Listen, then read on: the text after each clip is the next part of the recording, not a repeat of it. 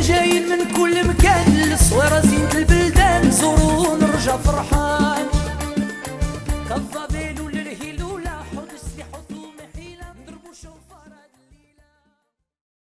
Shalom Ubracha, je vous souhaite à vous tous bonne fête de Hanouka et Baruch Hashem, la bonne nouvelle qui circule dans le monde entier et les relations diplomatiques entre Israël et le Maroc, notre pays natal, nos origines.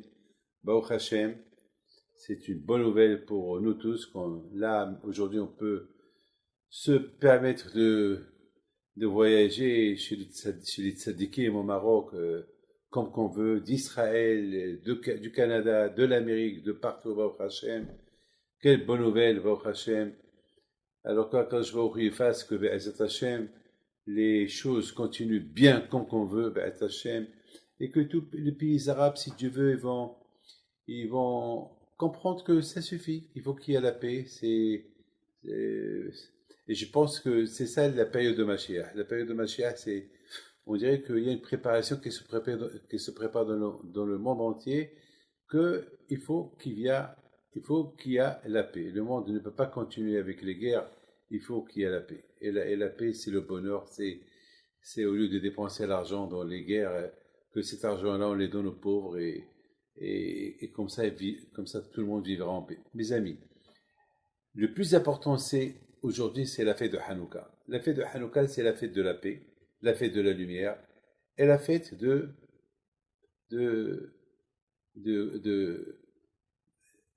une fête que nos sages ils disent que même après la venue de Mashiach, cette fête-là, elle restera toujours. Alors la question se pose, pourquoi?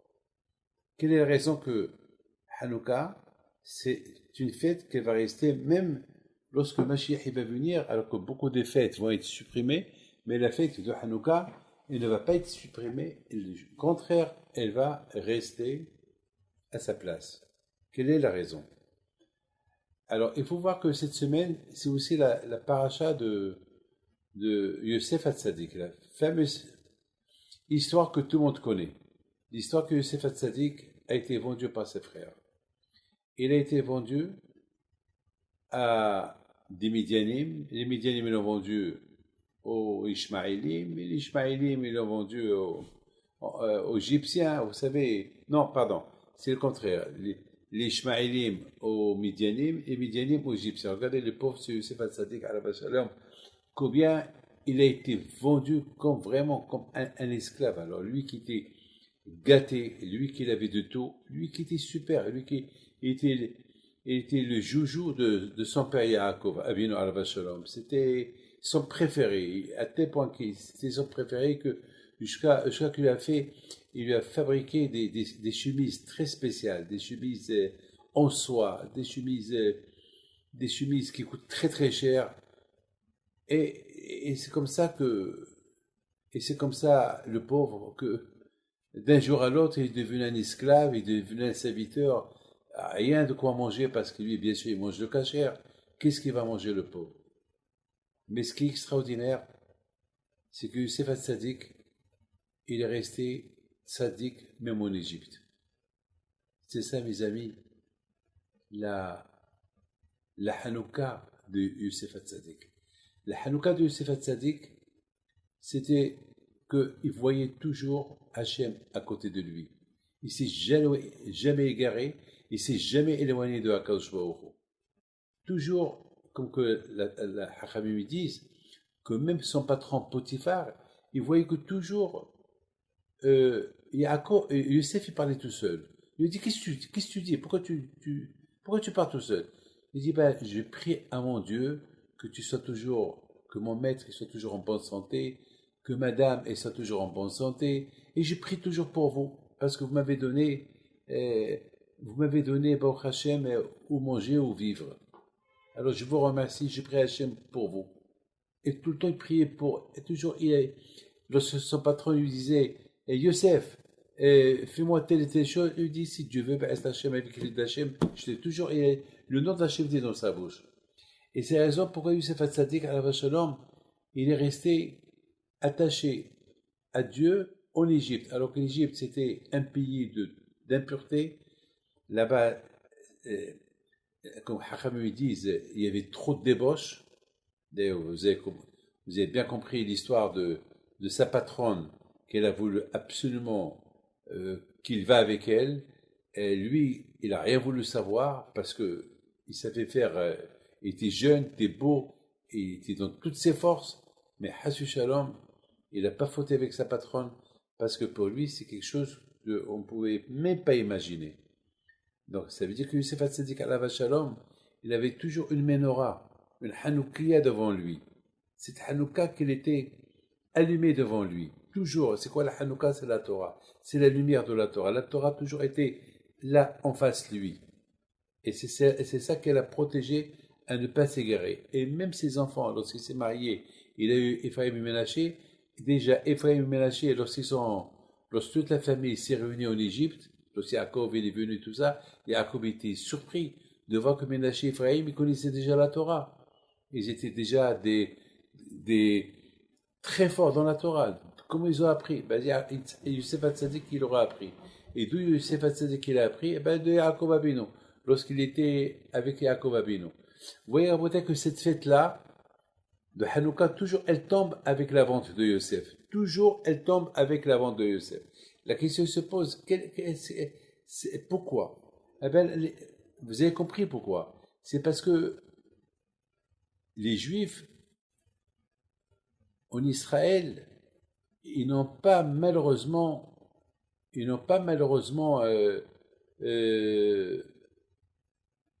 suivi le chemin d'Hachem. Ça veut dire qu'ils se sont un peu relâchés. Ils ont négligé la religion. Vous savez c'est quoi la négligence? On se réveille pas tôt le matin, on néglige le travail, on perd le travail. Lorsqu'on néglige un business, on perd le business. Lorsqu'on néglige de donner des cadeaux à la femme et de lui donner l'attention, alors à la fin, la femme aussi on va la perdre. Et la négligence, c'est la chose la plus bête qu'il peut avoir chez un être humain. Négliger les choses. Et d'ailleurs, c'est pour ça que la Torah, elle dit pourquoi Yaakov Abinu s'appelle Yaakov? Parce que c'était Ekev. Parce que Yaakov Abinu alav shalom, jamais, lui, était toujours le dernier, il a toujours mis en priorité la Torah. Il a toujours mis en priorité la tête, la Torah. Et c'est pour cela que le Malach, il a appelé Israël. Israël, il y a dans le mot Israël, il y a là-bas le mot Rosh. Rosh, c'est la tête. Yaakov alav shalom, toujours, il a donné priorité à la tête. Et la tête, c'est Hachem. La tête, c'est la Torah. Toujours, Yaakov Abinu, lui, était toujours en dernier. Il était Ekev, il était annulé, il était rien du tout par rapport à la Torah. Et il a réussi. Et c'est écrit dans la Torah, dans Devarim, lorsqu'on fait des mitzvot, il ne faut pas les faire par habitude. Il faut les faire comme si c'est la première fois que tu es en train de les faire. Parce que si tu les fais par habitude, alors l'habitude, elle va te rendre négligent. Ça y est, un jour tu l'as fait, un jour. Mais lorsque tu utilises ta force toujours en faisant les mitzvot comme si c'est la première fois que tu l'as fait, tu ne vas pas le négliger, alors tu resteras toujours attaché à Kadosh Baruch Hu. Mes amis, c'est la raison pourquoi il dit le Bah à la vache, c'est un grand tzaddik, il dit quelle est la raison pourquoi les Grecs, ils ont réussi à dominer les Juifs dans leur religion, ils les ont pas tués, non. Ils voulaient simplement les dominer, à les faire oublier de la Torah, à les séparer de la Torah. Comment ils les ont séparés? Comment ils ont réussi? Eh bien, c'est parce que les Juifs, ils ont été négligés. Les Kohanim, ils ont négligé leur travail au Beth Amikdash. Et parce que les Kohanim, ils ont négligé leur travail au Beth Amikdash, alors les Juifs, ils ont appris des Kohanim. Et alors vous savez que les Kohanim, c'est des Kohanim qu'on apprend, c'est les symboles pour nous. Lorsqu'on voit les Kohanim qui négligent la religion, alors les Juifs aussi, ils ont commencé à négliger, et voilà. Et puisque les Juifs ont commencé à négliger la religion, alors les Grecs, ils ont surgi sur la face, et voilà. petit à petit, ils ont dominé les Juifs. La négligence. Youssef Hatzadik alav Shalom, depuis qu'il a été vendu par ses frères, 3 fois il a été vendu aux Ishmaélim, aux Midianim et aux Égyptiens, au lieu qui se dit, bon, maintenant je suis esclave, alors je peux rien faire. Non, il n'a pas négligé sa religion, et parce qu'il n'a pas négligé sa religion, alors quand je crois il a aidé encore plus. Non seulement qu'il a aidé encore plus, jusqu'à qu'il est devenu roi, et non seulement il est devenu roi, jusqu'à qu'il a dominé le monde entier. Après, Paro, il était son second. Enfin, aux yeux de tout le monde, c'est Paro, le roi, et Youssef, c'est le Mishneh, la meilleure Youssef, c'est l'adjoint, mais en vérité, c'était Youssef qui était le tout. C'est lui qui faisait tout. Et même Paro, il a dit à Youssef, il dit, Youssef, c'est toi le patron. Moi, je suis là que pour le trône, mais toi, la pratique, c'est toi le roi. Au fait, c'est toi le roi. Mais comment est-ce que Youssef Hatzadik est arrivé à ça? Ben parce qu'il n'a jamais laissé éteindre sa petite Hanouka qu'il avait dans le cœur. Vous savez, mes amis, il y a une question qu'on pose. Il y a une mahlouka de Beth Shammai et Beth Hillel. Comment on commence à allumer la Hanouka? Voilà. Comment on commence à allumer la Hanouka? Est-ce qu'on commence par la première et on termine par la 8e? Chaque jour, on ajoute une, ou bien on commence par 8 jusqu'à qu'on arrive à 1. Alors, Beth Shammai disent, Ma'alim Kodesh, non, il faut commencer par une jusqu'à que tu arrives jusqu'à 10, jusqu'à 8.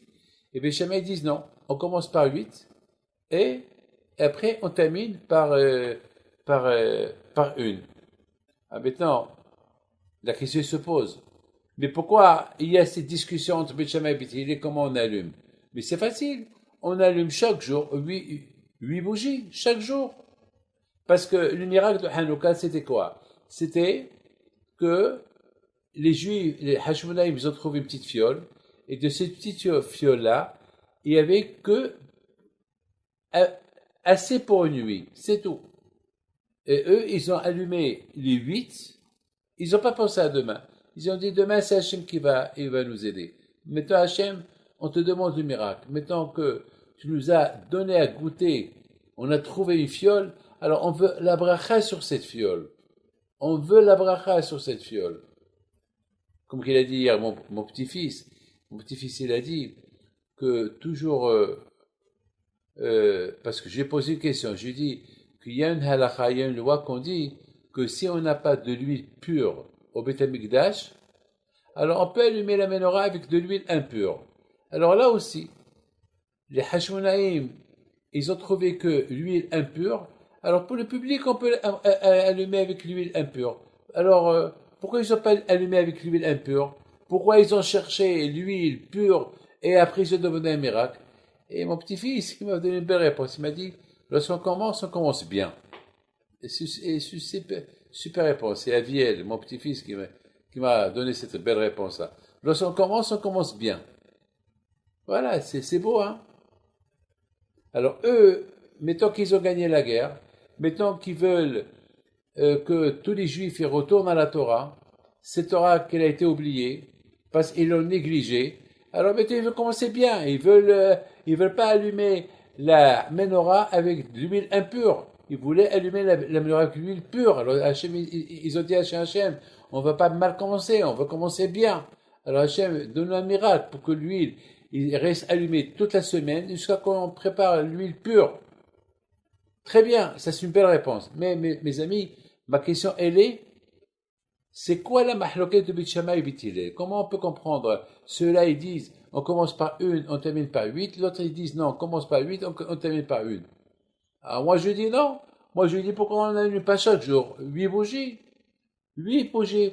Pour se rappeler, parce que lorsque le miracle, c'était un miracle de 8 jours. Le 8 jours était allumé non-stop. Alors nous aussi, pourquoi on n'allume pas la bougie non-stop pendant 8 jours? Chaque jour, on allume 8, et chaque jour, on allume 8, et chaque jour, on allume 8.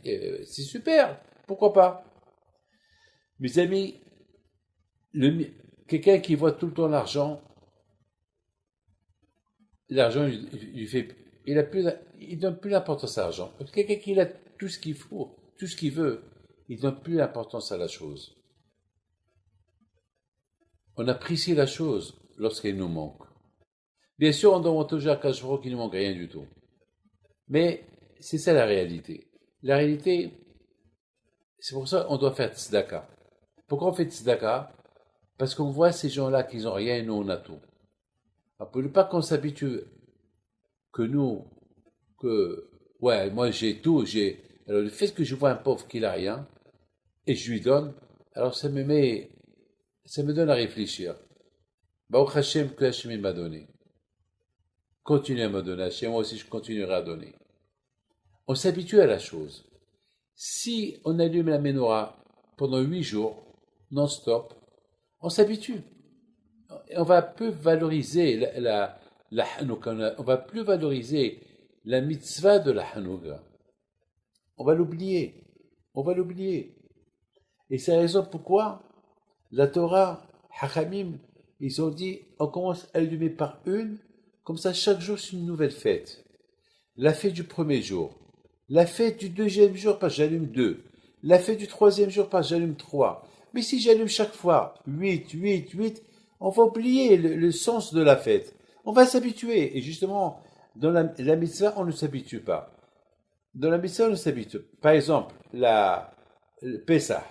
Pessah, c'est 7 jours de Pessah. Le premier jour et le 7e jour. Le premier jour, c'est la sortie de l'Égypte. Le 7e jour, c'est lorsqu'on a traversé la mer. Donc, du premier jour, on attend déjà le 7e jour. Donc, tout le temps, c'est une fête. On ne va pas s'habituer à la fête. Et bon, Shavuot, c'est un seul jour. Bon, Rosh Hashanah, c'est 2 jours. Un jour que les nations ils sont jugées, et le deuxième jour, c'est les ministères qui sont jugés. Donc, il y a toujours la peur du jugement. Donc, Kippour, c'est un seul jour. C'est le jour du grand pardon. La fête de Sukkot, la fête de Sukkot, c'est là aussi. C'est 7 jours. Le premier jour, tu manges de la soukha, et après, les 7 jours-là, on attend le 7e jour. Le 7e jour, c'est après le 7e jour, c'est Shmini Hag Atzeret. Donc, on attend le Simchat Torah. Donc, pour ne pas qu'on s'habitue à la fête, il y a toujours, Hachem nous donne 7 jours, mais pour rester connecté aux 7 jours, il y a toujours un premier jour une fête, et le 7e ou le 8e jour une fête. Alors, la fête de Hanouka, pour eux, c'est un seul jour. Bon, c'est bon. Mais la fête de Hanouka, c'est 8 jours. Alors, si on allume 8 jours de miracles, on va s'habituer. On va plus kiffer la fête de Hanouka. Et c'est la raison pourquoi, Kadosh Baruch Hu, Hachamim, ils ont instauré la fête de Hanouka 8 jours. Le premier jour, par rapport à le miracle qu'on a trouvé là, l'huile, et le miracle, Baruch Hashem, on n'a pas allumé avec l'huile qui est impure, on a pris la décision d'allumer avec l'huile pure en comptant sur le miracle. On sait très bien qu'on n'a pas le droit de compter sur les miracles. Eh bien, les Hashmonaïm, ils ont dit à Hachem, tu ne nous as pas fait un miracle de gagner cette grande guerre. On n'était que quelques personnes contre des milliers de personnes pour qu'on allume après avec l'huile qui est impure. Non, Hachem, tu ne peux pas nous faire ce coup-là. Donc, avec la émoula qu'ils avaient, le miracle, il est resté complet. Et c'est là où il y a la mahloket entre Beth Shammai et Beth Hillel. Beth Shammai, ils disent, pour kiffer, pour apprécier le miracle, on allume 8. Et chaque jour, on réduit de lumière. Alors, ça fait, chaque jour, ça devient un suspense. Ah, hier c'était 8, maintenant c'est 7, après c'est 6. Le dernier, maintenant c'est le miracle. Le 1 qui représente Hachem, le 1 qui représente, on l'a trouvé uniquement pour un jour, il est resté allumé 8 jours. Donc le chiffre 1, il est bien. Et Beth Shammai et Beth Hillel disent, oui, vous avez raison. Mais dans la vie, on progresse. Ma'ani Bakodesh. On commence par 1, 2, même l'éducation des enfants. Si on veut éduquer les enfants, on peut pas éduquer les enfants, on va leur dire, ça c'est péché, ça c'est péché, ça c'est péché, ça c'est péché.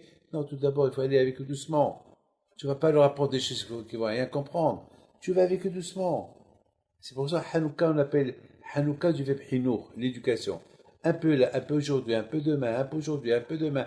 Et voilà, jusqu'à que le garçon il devient autonome, il comprend. Donc mes amis, pour casser l'habitude, il faut toujours aller en progression.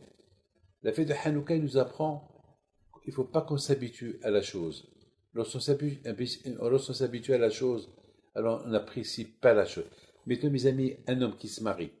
Lorsqu'un homme se marie, eh ben, le premier jour, c'est sa fête.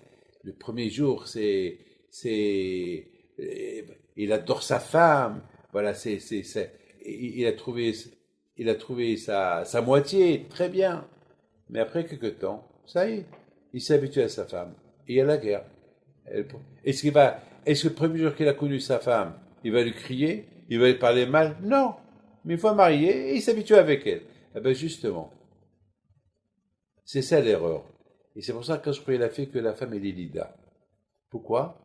Comme ça, l'homme, il se sépare de sa femme pendant un laps de temps pour qu'il puisse bien l'apprécier. Elle aussi va apprécier son mari. Et c'est ça, mes amis, pourquoi? Pour apprécier encore une fois, la femme qui est tombée enceinte, elle a eu un bébé, elle est un peu dégoûtée de son mari. Pourquoi? Parce que elle a souffert pendant l'accouchement. Alors, qu'est-ce qu'il fait quand je vois la femme et l'Élida, ils ne se touchent pas pendant un laps de temps, jusqu'à que la femme, elle a vraiment envie que son mari la touche et qu'il l'aide à laver le bébé. Et c'est comme ça. L'habitude, elle tue. Alors, quand je vois Roux, il a fait... Regardez, Adam et Hava. Adam et Hava, malheureusement, Adam et Hava, ils n'ont pas appris c'est quoi le Shlom Bayit. C'était les premières personnes. Donc, Hava, elle a transgressé ce que son mari lui a dit, ne mange pas de l'arbre de ce fruit. Et lorsqu'elle a dit à son mari, tu le manges, lui, elle n'a pas voulu manger, elle a commencé à le frapper.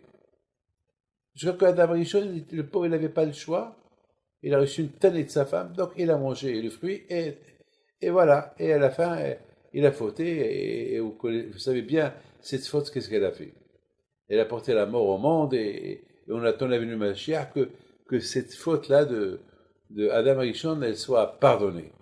Donc vous comprenez, mes amis, que dans la vie, il faut savoir une chose. L'habitude tue. L'habitude, elle fait dégrader la personne. Et c'est la raison pourquoi un roi, il est toujours aimé, le roi, même un président, parce qu'on ne le voit pas tout le temps. Mais si le roi, tu le vois tout le temps, il est avec toi, ça y est, tu vas t'habituer avec lui, ça y est, il n'y a plus de respect. Il y a toujours ce qu'on appelle, il y a toujours un protocole, ce qu'on appelle un protocole présidentiel, un protocole royal. Voilà, le protocole royal, pour arriver à aimer Hachem, on va en progression. D'ailleurs, les tzadikim, jamais ils stagnent.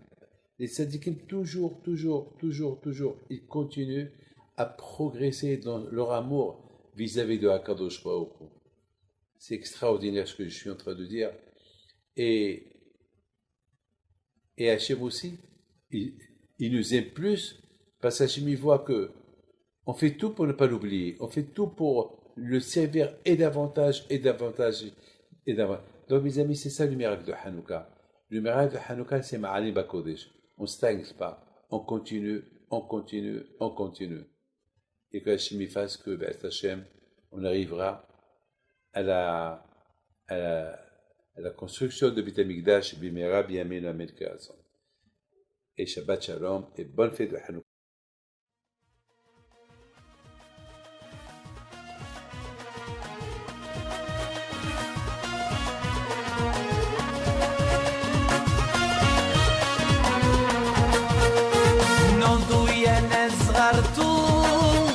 على ربيع حيم بنتو وقف لنا زي خو